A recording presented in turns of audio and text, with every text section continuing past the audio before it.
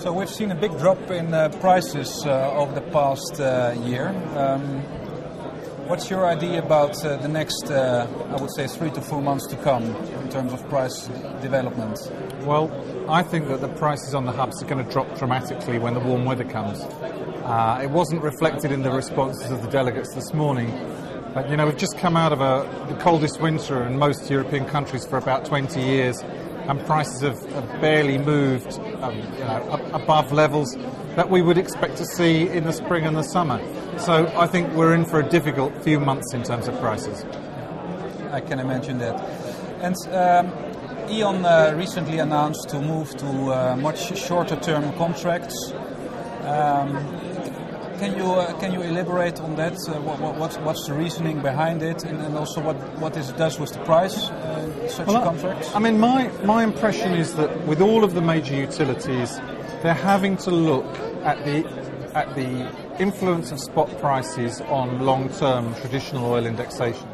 What they're having to say is, look, we've got to have more spot prices in the index, and all of the producers are having to, at least at the margin, concede that. We understand the figure is about 15% this year.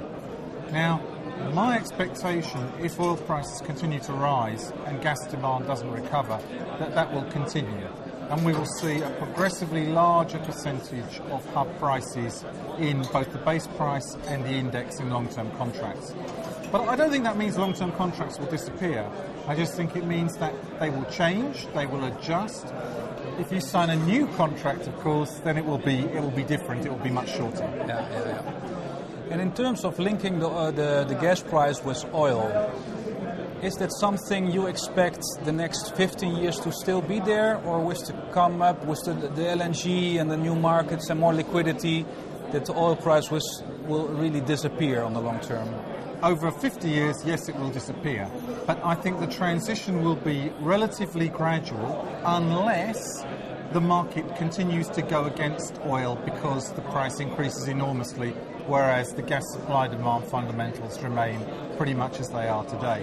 But I would expect that legacy contracts, these long-term contracts, will continue to have a share of oil indexation probably quite far into the future.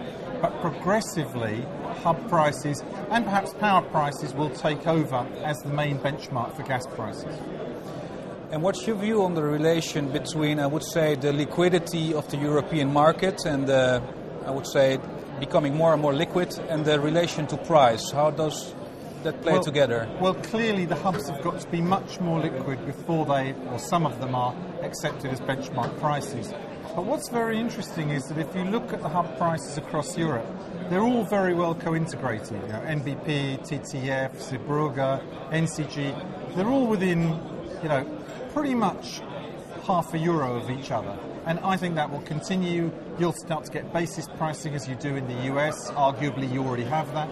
But essentially, this is a gradual transition to a new system, which there's a possibility that there could be a revolution if things really change fundamentally.